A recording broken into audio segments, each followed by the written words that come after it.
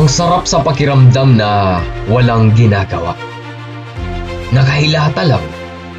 Nangangarap lang.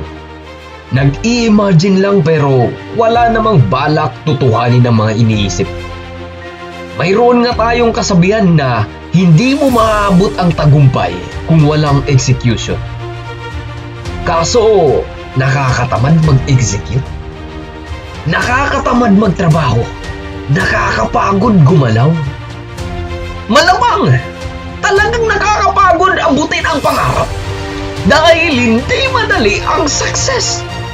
Dahil kung madali lang abutin ang success, malamang lahat ng tao ay tagumpay na. Kung patuloy kang gagawa ng mga palusot na kesyo nakakapagod, kaya hindi ka nakakausad sa mga ideas mo, kaya ka laging palbak sa mga iniisip mo because you are wasting your time. Lahat naman ng gawain mahirap. Kaya nga walang produkto na mabubuo kung hindi pinaghirapan. Walang bundok na maaakyat kung hindi ka nagpagod upang akyatin ito. Walang islang mararating kung magte-teleport ka sa imagination mo dahil hindi naman totoo ang teleportation. Kailangan mong bumiyahe, sumakay ng sasakyang pandagat upang marating ang kabilang isla.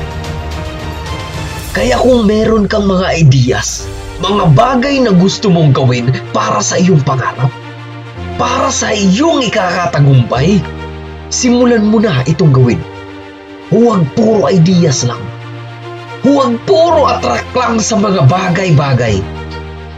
Kailangan mo ding mag-execute. Galaw-galaw din. Kung nagawa mong mag-social media lang maghapon o buong araw ka lang nakatihaya, pues, kaya mo ring gumawa ng mga business ideas mo, gumawa ng mga projects para sa sarili mo, magsimulang mag-workout upang mas maging healthy ang katawan, magsimulang disiplinahin ang sarili upang mas gawan lagi ng paraan ang mga plano mo sa buhay na huwag itong masayang.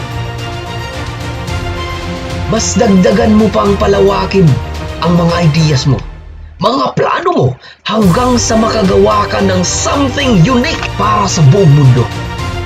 Yung hindi gaya-gaya, yung siguradong mas magbibigay sa'yo ng pag-angat. Pag-unlad, sigurado kung may mga plano ka na sa buhay, hindi mo lang nagagawa dahil sa tinatamad ka. Lumang palusot.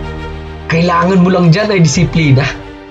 Disiplina na lagi mong pipiliing